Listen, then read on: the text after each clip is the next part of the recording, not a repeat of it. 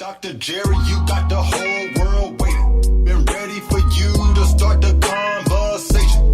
Your point of view, it got the haters confused. Leave it up to you to bring us all the good news. Positive vibes and the sex appeal too. Dr. Andre Jerry, can I get an interview? Hello, everyone. I am Reginald Bullock, your guest host for the evening, and tonight we have an exceptional show for you. For the millions of you turning in worldwide, get ready to be enlightened and inspired as we engage in an extraordinary conversation with founder and CEO, Chenae Bullock. In tonight's episode, we'll explore the impetus behind Chenae's new book, 50 Plant Medicines, Indigenous Oral History and Perspective, and how it could change your life. The unique roadblocks faced by Native American women entrepreneurs like Chenae as they make their mark in the corporate landscape. Also, Chenae's company, Mosquito Consulting, and how she uses her company to impact culture and heritage. And finally, the fourth topic we'll explore tonight. And of course, we'll definitely talk about Chenae's vision and aspirations for Indigenous people of the United States. So, Chenae, before we dive into the details, who are you? Thank you. That was an amazing introduction. Well, I am, like you mentioned, Chenae Bullock. I'm also your daughter. So cat's out the bag to anybody that didn't know, but you are my dad. And I am a very proud woman of the Shinnecock Nation, which is located in Southampton, Long Island, New York. And I'm just an all-around, really humanitarian entrepreneur, and I like to use the term mogul. So that's who I am. You like to use the term what? Mogul. What's I'm a that? mogul. Well, a mogul is someone who really just kind of takes on a lot of different challenges and, does a lot of work, whether it's in philanthropy, whether it's in human rights work, but also entrepreneurialism. And, we just take it by the reins and we just go for it. Well, audience, as you have heard, I am not Dr. Andre Jerry. He is actually on an airplane right now, flying back to the United States to do business, and requested that I do this show for him. And so I am Reginald Bullock, and you just heard my daughter let the cat out of the bag. She is Chenae Bullock, and we're excited to do this show for you. So we hope that we are able to bring it to the same standard that Dr. Andre Jerry does. I know he has an international listening base, so I hope you enjoy this. Chenae, the Yes. impetus behind your book, 50 Plant Medicines, Indigenous Oral History and Perspective, what caused you to just decide to do that? Well, so interestingly enough, my book is actually dedicated to my brother, Reginald Bullock, your son, because during the pandemic, most people had to pivot. A lot of my work is done outdoors and in the natural environment. And with that being said, we were having a conversation, and he was like, Chenae, somehow the work that you do, it has to be able to get to people just by a click of a button. And I was like, well, how do I do that? How do I give plant walks, and, I started to realize that so many people needed to really understand, the natural environment. And, you can go into the grocery store and buy tea, but do you know how to identify those plants? So I sat down and I just literally jotted off the top of my head about 50 indigenous plants that, if you walk outside, you should be able to identify them. And I just started talking about them. And then I published an ebook called 50 Plant Medicines, Indigenous Oral History and Perspective.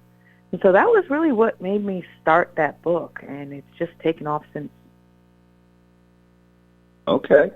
So now you also say that it can change your life. So how does the 50 Plant Medicine book change a person's life? Well,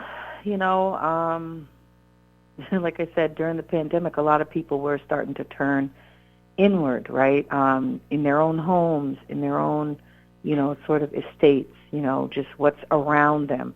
And, if you're hiking or just being outside, there are a lot of amount of indigenous plants that can change your life. If you have respiratory issues, if you have, things going on with your joints, if you have rashes, if you've been bitten by a bug. There's so many different plant medicines out there that exist, sometimes within the comfort of your own backyard or your front yard. Sometimes they grow in the crevices of sidewalks, and you may not even realize if you've been bitten or stung by a bee. You need to do something immediately. There are so many different plants out there that their uses are for that, life-saving. So I'd say knowing the oral history is kind of how I've been able to learn about these things, but sharing it is how others get to know about it. For an example, Chenae, you're out there walking, you come across the plant, and you use it. What kind of plants have you come across, and what have you used them for? Well, I'd say mullein is a big common plant that a lot of people are becoming a lot more aware of. It's a beautiful plant that grows very tall if left alone. I've seen some mullein plants the same size, the height as I am, if not even taller. And you're walking up upon it because the leaves can almost be a lot bigger than your hand, sometimes larger than your arm. And they kind of, they're like fuzzy, like bunny's ears, very light green. And they have little yellow flowers every other year that grows up the stalk there. And that plant specifically, those mullein leaves, once dried, can be used in many different ways. You can use them by steaming. You can use it by drying and making a tea. And, believe it or not, you can actually inhale it by consuming it, like when it, smoking it in a pipe or some sort of paper, natural paper. You can actually smoke it. And what that does, the mullein itself actually helps with your respiratory. It really helps to get rid of the mucus in your body, especially around the time of allergy season. A lot of people have itchy eyes, or, your body builds up what's called histamine, and that produces the mucus. And that mullein actually helps to stop with that increase of histamine and starts to get rid of that mucus. It's actually been known to help a lot of people that have asthma, like really severe asthma problems. I know a lot of parents that have said that it has saved their children's lives with asthma. Wow. So mullein is one of those that you want to keep on your shelf at all times. How did you get started into this type of understanding of plants as medicine? Well, believe it or not, Dad, I did listen when I was a kid. But I was always one of those people that just asked questions, like, very detailed questions. If somebody was just, we went hiking as kids, and sometimes, if I was on a tour with someone, I'd always ask very insightful questions. I always ask why, how, what part, what does it look like, or how would you know, or I was that kid, So a lot of people either needed to have patience with me, or I needed to be put next to or underneath teachers that had that kind of patience. And I spent a lot of time with elders. My mom's side of the family is Shinnecock, and she grew up on the reservation. And believe it or not, she knows a lot about plants. And so, growing up, I just always remember her, with her tinctures and her salves and her teas and her butters and, I just know that, like, there would be a problem and she would just come and fix it. As I got older, I started to realize what she was fixing it with and started to asking her some of those questions, and just, walking with her, doing things. I'm just like, oh, wow, this is something that she's known all my life. I just needed to just start asking, and then when I start asking, well, where did you learn it? So I'd go spend time with the people that she learned it from. And that's kind of how, I think at my age, which we're not going to say, I've been able to, learn a lot more. And I have so much more to go, so much more to learn. So speaking of learn, there are probably a lot of parents and soon-to-be parents listening to this radio show who have children. What would you recommend to parents with children I mean, that's an oxymoron, right? But what would you recommend to parents to help get their children started in discovery? Not necessarily exactly the way you did it, but to open their eyes. I know on your website and various Facebook posts and other things, you are always around children. So how would you encourage parents to expose their children to this type of opportunity?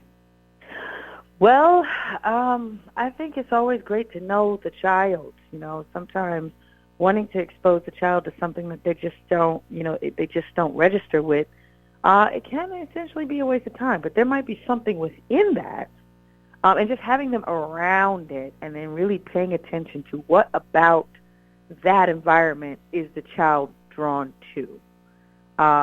Just having them outside. Some children are just really not into plants. They're into bugs. Some children are just not really into flowers. They're into trees. There are people that literally their job is to diagnose trees. And that is fascinating. And there are some people that are just into plants. And so I think, into grasses, which is a whole different spectrum in itself. Some children, just got to figure out what area. But I would say just find, there's plant walks that you can go on. There's hiking tours. There's an amazing group of women that they do something called a maternity hike. I don't know if they're still doing it, but almost every other Sunday or every Sunday they were doing like a maternity hike. And a handful of doulas and midwives bring the mommies to be and the dads hiking. And it's usually like a 3-mile hike. And they do this every Sunday. And so I was able to go and just sort of, just kind of help a little bit with plant identification. But that hike alone is just like, something good for this child to just get used to. I have a godson where we would just go walking, we go hiking, and then just take the time and stop. There's so many cool apps out there. There's an app that I use called Picture This. I pay the premium. Picture This. And kids are really into technology, right? And so how do you kind of bring them into nature? Well, you kind of bring little hints of that technology. Maybe bring the iPad and you download Picture This and you use that app and you take a picture of it and my godson's 9. He can now identify at least 9 different indigenous plants, right? When he was 6, he knew 6. And that was exciting. That was a game. It's like, okay, well, if you're 4 years old, you need to know 4 plants. And so we go down the same path, every weekend, and I would point it out, and I would say, what is this? And he would say, white pine. I'm like, okay, well, what is this? He would say cedar. And that is encouraging. And then eventually, as he's older, if I'm somewhere on the trail, I could say, I need you to go get me some cedar. He should be able to come back with cedar leaves because, one, he's remembered what cedar looks like. And when we come home, he knows what to do with cedar when he has a fever. He's like, can you boil cedar? And I put my head over it and you steam my face. He's now 9 and he knows how to do that. Now when he becomes 15, he can leave the house, go get the cedar, come back in the house, boil the pot for me if I needed it. Wow. And so it starts at a young age, starts at a really young age. And it just starts with plant identification. So thank you, Chenae. You may have noticed that my sound sounds a little different. We are on an international radio show. So I switched from cell phone to landline because it changed. But thank you for keeping it going. I want to transition, if you don't mind, to a different subject. All of these are about you. And there's a lot of roadblocks faced by Native American women entrepreneurs. Mm-hmm. And it's hard sometimes to make their mark and your mark in the corporate landscape. Can you talk about some of those challenges and the roadblocks you faced as a Native American woman entrepreneur? Yes, I sure can. There's this term or this phrase that's being put out there, and I don't know how I really sit with it, because it's a phrase that's called "the future is female," right? What? I believe in the future is the future is female. Okay. that's a phrase that's kind of circulating. It's been circulating for the last 2-3 years. And I believe that there has to be a balance with all people. However, I do recognize that the new energy of femininity, of feminism, and of divine feminine in leadership is very new to what's been the traditional patriarchal, white male-dominated leadership. And that could be in philanthropy, that can be in business, that can be anywhere, in management. And so a woman like myself, who is the founder and CEO of Mox Q2 Consulting, it's a 5-year owned and operated, Native American owned and operated cultural preservation firm, I've found that when I am at the table, it is very challenging for others to recognize that this is a woman that actually the buck stops with her. She makes the final approvals. And that's a challenge because it's new. It's not something that people have been used to. And so I find that, in order to succeed, we have to figure out how to work together. So I don't necessarily just say, well, this is hard, this is challenging. Nobody wants to listen to me. They just dismiss everything I say, and da-da-da-da. I'm human, and I get those feelings sometimes too. But I try to figure out, what is the best way to collaborate? What is the best way for me to not necessarily win them over, but to continue to do what I'm supposed to do, but help them understand there's a new way of moving when you're dealing with female leadership. To that end, can you give an example of one of the most frustrating roadblocks you may have faced and how you got past it? Yes. So I actually I do some work for my tribe. So you have Native American-owned tribal business, which is owned by the tribe. And so I am the CEO and managing director of one of their entities. And so different partners, when it comes to making approvals, it's me that the tribe is elected. And typically, for the most part, everyone that is equivalent to my position on the outside is usually a white male. So it's really hard for them. So a lot of times what I've seen is that instead of saying, okay, yes, Chenae, we'll take that and run with it, they either A, want to say that it's not really my say, and they think they're going above me by speaking to the tribe itself, but the tribe pretty much just goes back and says we've appointed Chenae into this position, and it's really her decision. So what I've found is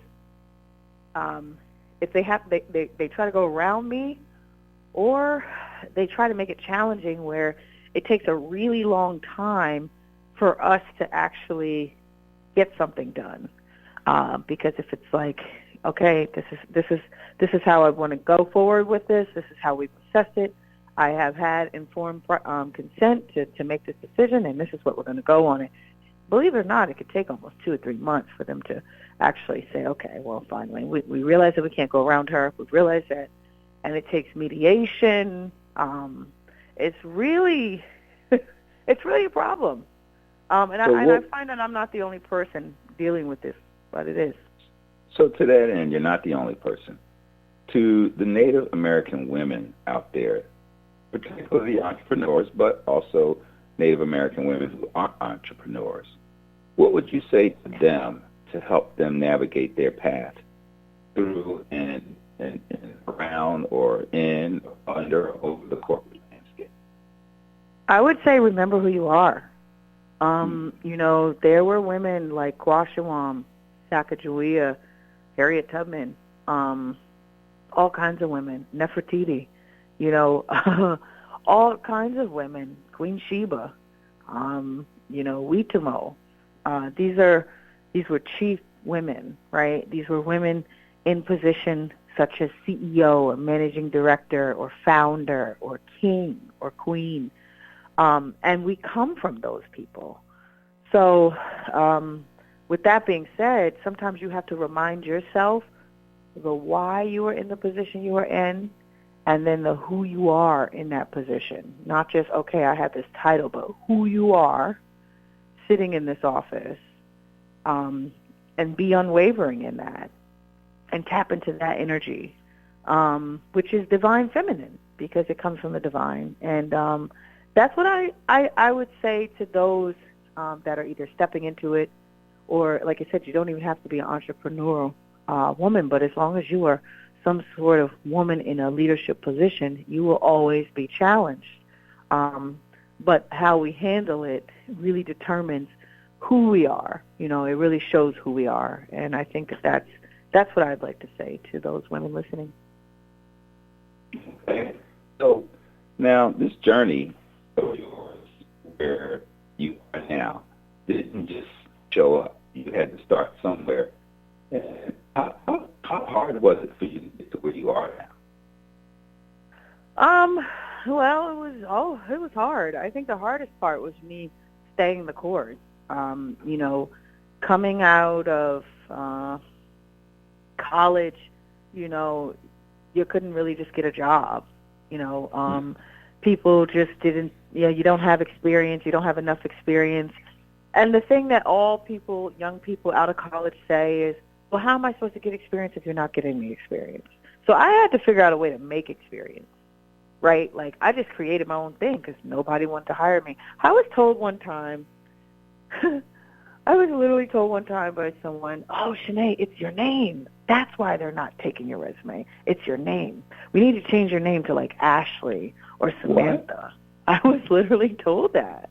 Believe it or not, I have been told so many things, but I'll share that little one. Yeah, I was told that. I just couldn't land a job. You know, I almost for 2-3 years. It took a while. So I had to hustle. You know, I had rent. I had responsibilities. You know, I had bills. You know, not as many responsibilities and bills I have right now, but at the time that was a lot coming out of college. You know, car note, just simple things. And, you know, just trying to establish myself in the world. I wasn't getting the opportunity to have experience. A lot of people just didn't really reach that handout. So I did a lot of creative things. I made traditional Native American clothes. You know, I made about 40 outfits a year for like 3 years straight, you know, and I made that for tribes from all the way down from Maine all the way down into South Carolina. And those were just ways to hustle until I took the time to actually just establish my own business. I was working 72 hours a week one time. I was working at a Mohegan Sun Casino, and I was working at the Mashantucket Pequot Museum and Research Center. And I was actually working, but I felt like I was in debt I was staying in debt because I wasn't getting anything past like $15 an hour. I took jobs that were $10 an hour, $11 an hour, and I was working overtime, you know, just to pay a cell phone bill and halfway pay rent. And, you know, in that time, I would stay up and I would write my business plan. I said, you know what? A lot of these museums are hiring consulting firms that are not Native. Now, how is that? When I'm in here, when they're bringing me up to these executive offices to pick my brain and still pay me $10 an hour, you know, and then they're going to pay anywhere from $5,000 to $55,000 for a contract for a non-Native consulting firm to consult on what I have the intelligence of. So I created my own firm. You know, it didn't take off right away. I took time to really put into it while I was hustling, and then eventually, you know, some things stuck. My first contract was with the Tribeca Film Institute. And for me, that was someone giving me experience at that time because I had made the experiences leading up. So you have to create your experience, I think. That's incredible. As opposed to waiting for it. And I know you create these experiences for a lot of other Native American women and women in general. And so we're going to talk about that on the other side of the break. But before we continue our conversation with tonight's esteemed guest, we're going to take a brief commercial break. So for those of you who are listening to us, enjoying the education and the conversation that Chenae is bringing us, don't go anywhere because you won't want to miss what Chenae has to share next. So we're going to take about a 2-minute break, so stay tuned. And on the other side, Chenae, I want you to tell the audience what your Native American name is. We didn't start with that, so I will do that at break. Hey everybody, it's Dr. Andre. I hope you're enjoying this brand new episode of Live with Dr. Andre Jerry with guest host Reginald Bullock and special guest Chenae Bullock. I wanted to take a moment to say thank you for your listenership. I take pride in bringing you meaningful content from experts and thought leaders across numerous industries. If you're an author, entertainer, or entrepreneur with a product or service that you'd like to advertise on our show, or if you're interested in becoming one of our sponsors, send an email to livewithdrandrejerry@gmail.com and ask about our advertising and sponsorship packages. Live with Dr. Andre Jerry is an international radio show that's broadcast in over 131 countries globally.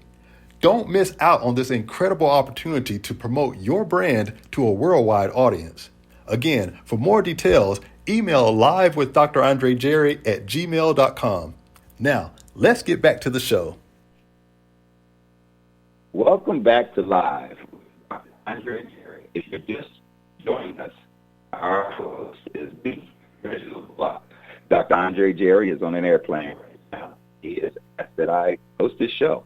We're about to dive back into a riveting conversation with Chenae Bullock, author of Indigenous History and Perspective and founder of Mosquito Consulting. Today, earlier on the first half hour, we talked about your book. We also talked about some of the roadblocks and challenges faced by Native American women entrepreneurs. And now we'd like to dive into your company, Consulting, and how you're using your company to impact and heritage. So before we dive deep into that, we asked at the beginning of the hour, who are you? You're Chenae Bullock. But who else are you? And what other names do you go by? I have a traditional Indian name, and this is something that was given to me by our name giver, and it means I lead canoe, I am butterfly woman. Now, you just kind of put that out there, right? But I lead canoe. I'm going to take a little privilege here.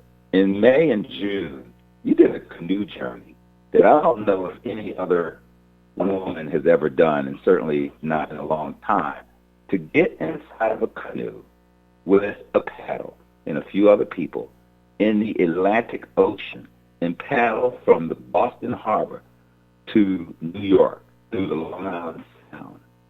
What made you just decide I can do this? Well, yes, I left from Boston Harbor to New York City, and those traditional lands are of the northeastern Algonquin peoples, the Massachusetts, Nipmuc, as well as the Ponkapog and Mattakeesit peoples out in Massachusetts, and Wampanoag people, Narragansett, and then coming into Long Island, the Montauk and Cutchogue and Shinnecock. And then as we got into New York City, that's when you're starting to get into the Lenape territory, as well as our other sister tribes out in Long Island. So this wasn't my first time paddling in Long Island Sound. I have done it before, and I've been paddling probably, for canoe journeys almost 12 years now, a little over 12 years. And this is something that has always been done in this region by Native peoples. And so what really made me, do it, I was invited on this journey by a National Geographic mountain climber named Freddie Wilkinson. And there were other tribal peoples from Penobscot, Oneida, and Onondaga were also invited to be guides. And so my portion was to guide through our traditional ancestral route to our territories. And, it just was something that needs to be done. I look at it that the water is very sick, and water has memory, and those traditional songs and our language that is spoken and sang on the water helps to heal the water. and helps the water to recognize, and the life in the water to recognize and know that we still acknowledge them. Although there's so much destruction happening under the water and to the water and around the water, as Indigenous people on land, we are fighting as much as we can, but it is important for us to get back in the water. So that's what really, encouraged me and gave me what you call the audacity to actually, jump in a canoe and paddle that voyage. And you wrote an article about that, right? I did, yes. We actually co-wrote an article in an international publication called Cultural Survival, acknowledging the cultural intelligence of the canoe people. You can Google it and just type in cultural survival or Chenae Bullock, cultural survival, Reginald Bullock, and we co-wrote that article. All right, so I don't want to go too deep into the canoe trip because I know it's still kind of emotional. So I want to talk about mosquito consulting. What does mosquito mean? I mean, it sounds like mosquito. For the average layman person who doesn't know the Native American language, it does kind of sound like mosquito, but it's called mosquito. Yes, mosquito. So mosquito in our traditional language, when I say our, I do reference the Shinnecock people and Long Island people and all those names I just kind of named a little earlier. Mosquito translates to the word medicine. So I chose the word mosquito consulting because in our culture, medicine represents not only just the physical sense, but, the spiritual and the mental and the emotional. And so we consult in those areas. And so that's why I came up with the name Mosquito Consulting. So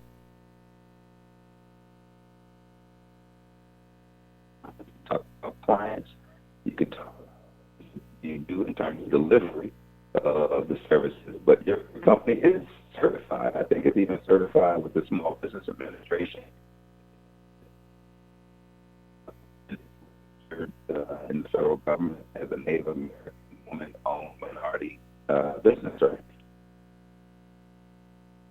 Yes. So I actually just, interestingly enough, just went for my WOSB certification, but I am a Native American-owned business. Like I said, I've been in business. I'm registered in the SAMS registry. We have clients right now, specifically in New York, Brooklyn Botanic Gardens, New York Botanic Gardens. Here in the Atlanta area, we have something called WAWA, which is the West Atlanta Watershed Alliance. And so we do a lot of environmental consulting. And so we do everything from, cultural awareness, cultural exchange, cultural intelligence, workshops, just cultural workshops around food sovereignty and traditional sustainable living. We've also do ecotourism. We do paddle tours. We do hiking tours, plant identification walks. There's a tremendous amount of, different things. But we try to, like I said, mosquito meaning medicine, we try to tailor, our services really to what the client needs. And it's not just cookie cutter. It's really what the client is asking for, or what problem.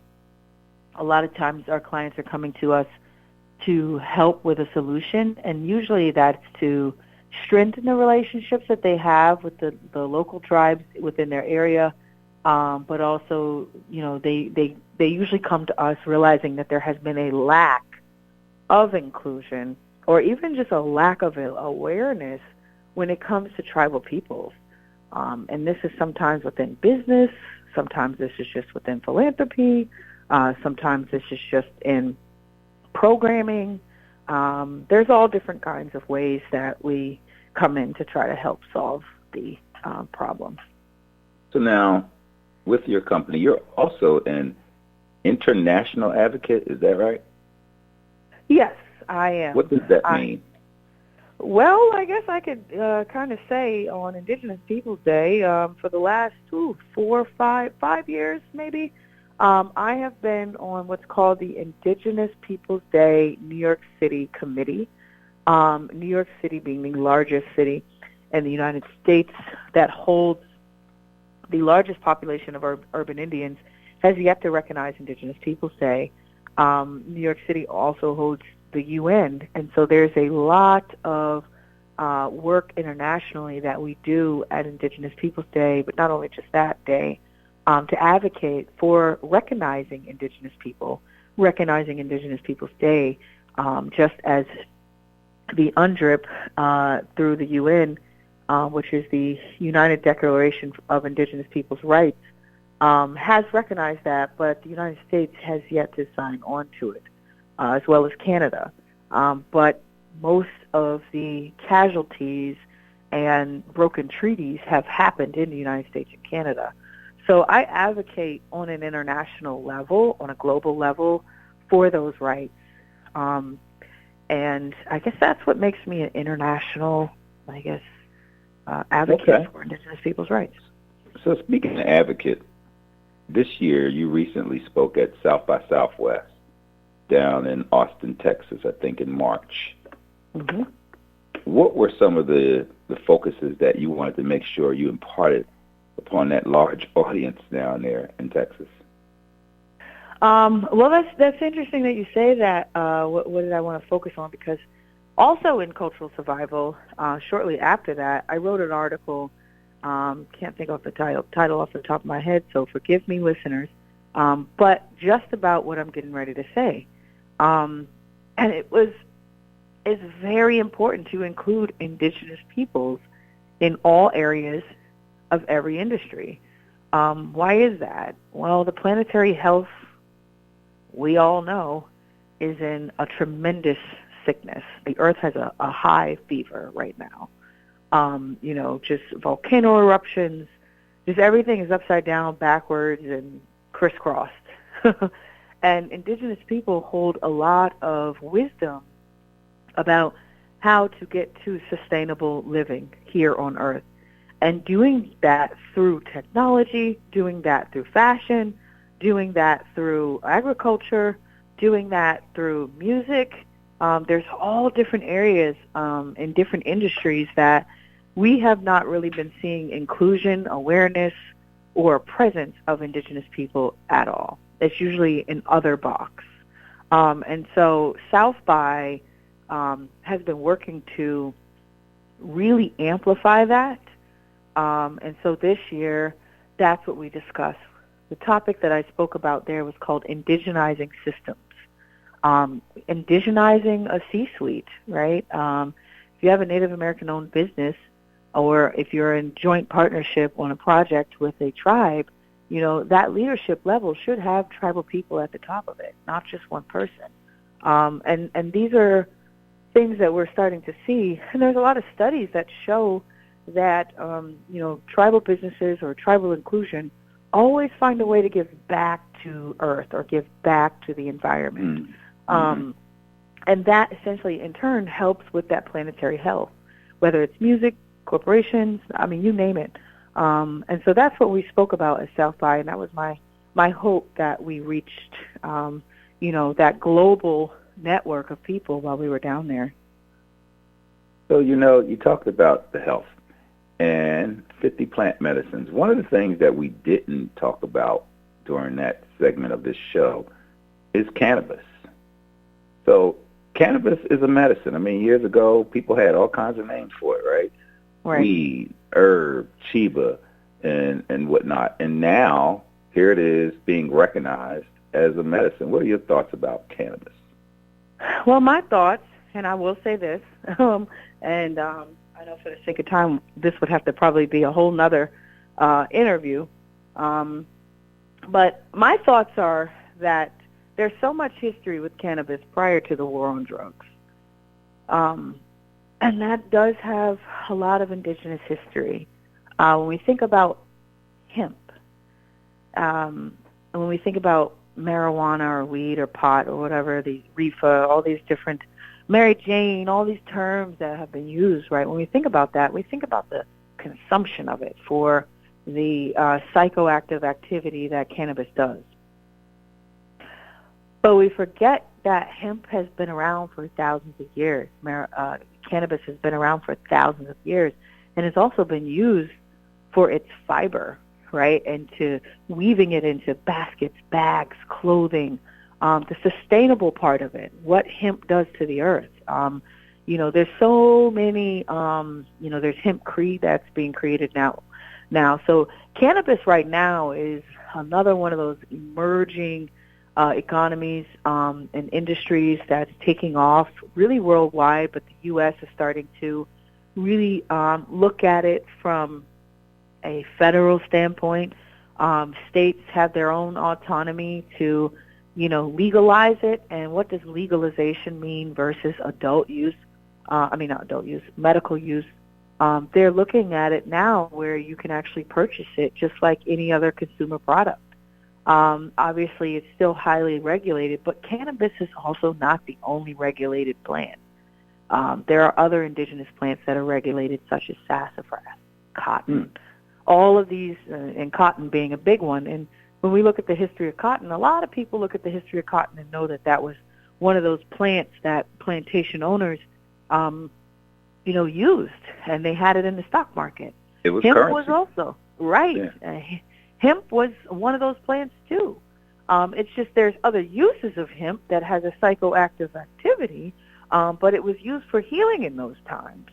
And so when you really get into a deep dive and conversation about what took place between the 50s and the 60s, you see what happened to the black and brown communities. And you're using that term pot, marijuana, and all those kind of things to criminalize people with it when they were really utilizing that, especially out of the black migration and other times, to heal themselves and get away from the drugs that were being used straight out of the war. These are things that, like I said, it's a whole deep dive into it. But my perspective of it is something that we should really look into the healing properties of it, but really the educational component of it across the world. You sound like you are an expert in so many different subjects and topics, and not to spend too much more time on, the cannabis. But weren't you on the cover of a magazine that talked about cannabis? Yes, I was. I was on something called Marijuana Venture. Yes, I do work for my tribe. It's called Little Beach Harvest.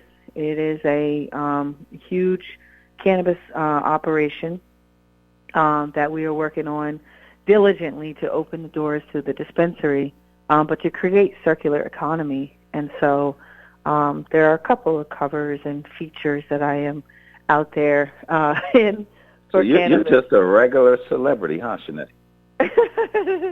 I'm just a traditional Native woman, trying to free a plant, All right, so it's 8:48. We have about 10 minutes left.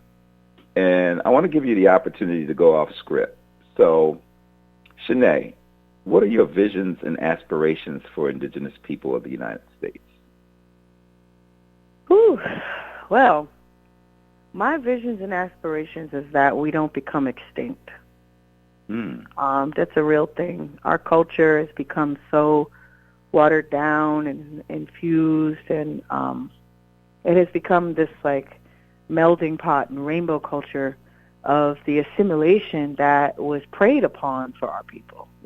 Not by our people, but the assimilation part was something that they prayed for us to become, is assimilated. And the resistance of those people that fought in every war, and the survival of those people is what is in my DNA and many others. And those are the traditional preservationists, the traditional cultural barriers, those ones that uphold the teachings, the culture, the language, and the ways of the people, whatever group of people that is.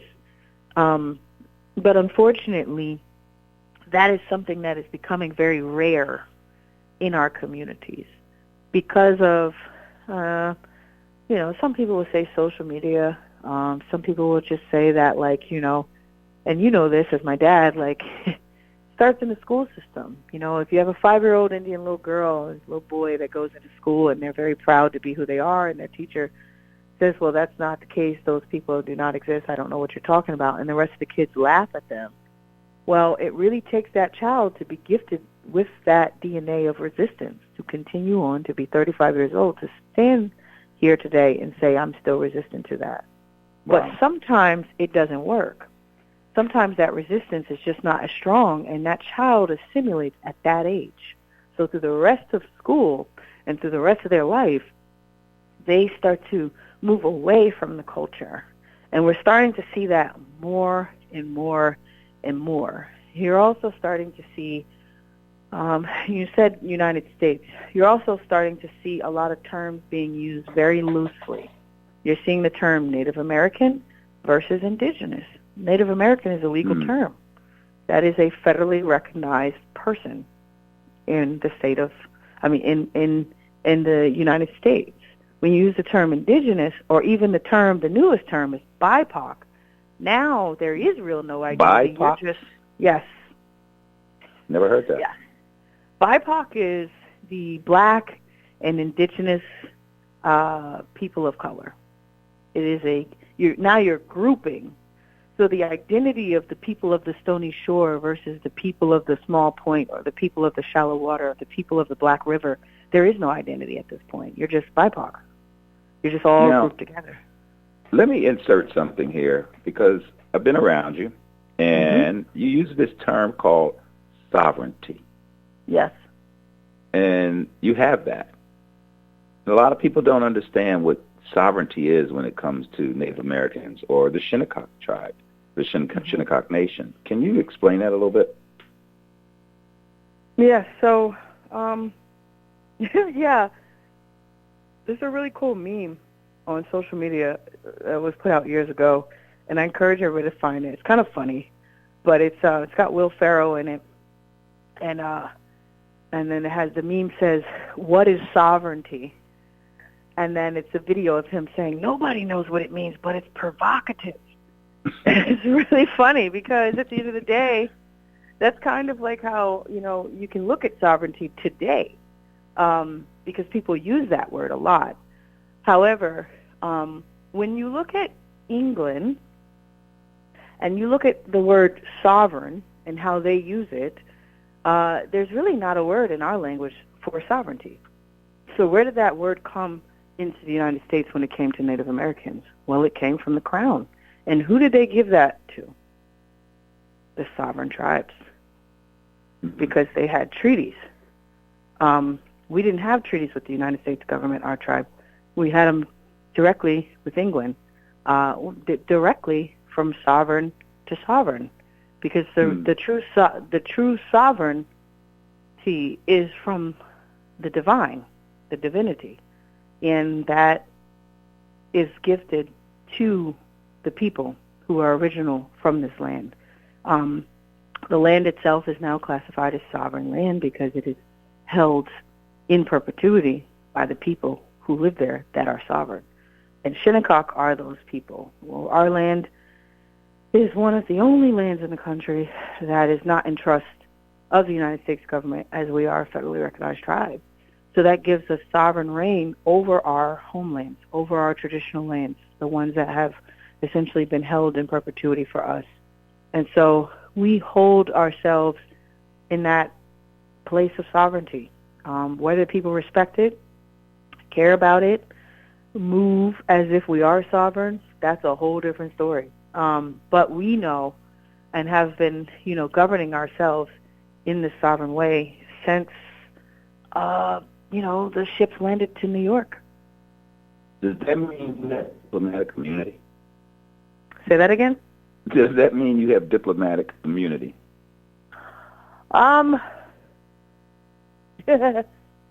That's always going to be challenged. And the easy answer is yes, but like I said, not everybody understands this. When you have people, To that end, use it in a layman's term, fishing. You have fishing rights Right. that no other people have pretty much in the United States, right? Yes. Those rights. You said explain those fishing rights? Yeah, you have fishing rights differently than most Yeah. people. What are your rights to fish? Well, Or as to do whatever Shinnecock, you want to do in the water? right. Well, right. So as Shinnecock people, because we are one of the only two tribes in what's called the Mid-Atlantic part of the ocean, we sit on ocean policy, but we sit there, and why is that? Because we were the first contacted tribe in New York from the ocean. And so when the treaties were signed very early, as in the 1600s, it we signed a treaty that there was an agreement that the Shinnecock could fish as far as the right whale swims. And we could hunt. We could, yes. And so how do you fish? Well, you ain't swimming out there. You're paddling out there. Mm-hmm. You have a boat of some sort. So we can fish and travel underneath those rights of that treaty or underneath that agreement. I won't say rights. Those rights are not given to us. Those rights are agreed upon. They were already rights to begin with before that treaty was created. These are just an agreement that when the settlers came over here, that's what we have. So when we fish, we can fish for as many mouths that we have to feed within our nation. So there isn't a limit to what we fish. There isn't a limit to the weight of what we're supposed to fish. And Shinnecock had those rights. That's incredible. And I can only imagine how many more rights that you have based on the agreement that have been violated, and so many people don't even know about, to include possibly the Coast Guard and other authorities who's responsible for upholding their rights. Yes, yes. So this has been incredible. I mean, we only have a couple of minutes left, but I want to take daddy privilege, if you don't mind, and just tell you how proud I am of you, Chenae. I mean, I'm going to just truly say, right? And so I've watched your journey, and it has been an incredible journey. And here you are now, founder and CEO, and just doing your thing. And I'm not the only one who's proud. There are so many people who are proud of you.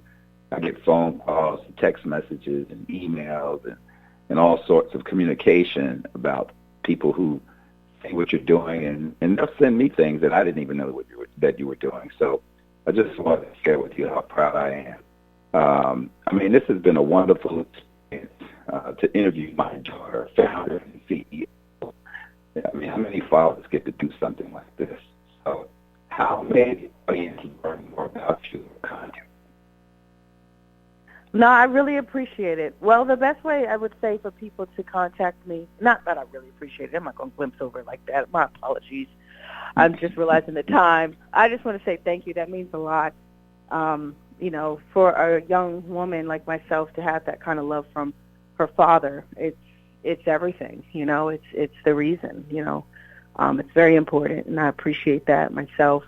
And to all those that are listening that do support me and are very proud of me, you know, also pay it forward. Find someone else that you may not feel like feels appreciated, and let them know that. How would they get in touch with you?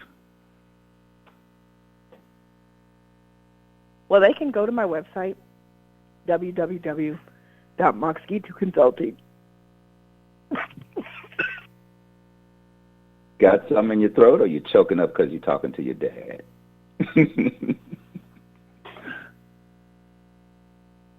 I think we have a low signal here, and I know it's 8:58, and I don't know if it's my signal or yours, Chenae.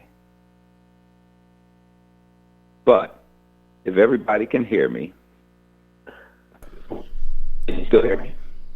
A little bit. Okay. So, well, here we have it, folks.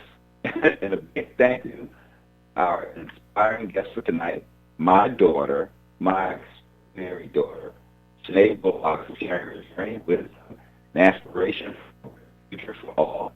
A thank you to our listeners. tuning in from around the globe, and we couldn't do it without you. And finally, I would like to also thank Dr. Andre Jerry for allowing me to host this amazing show.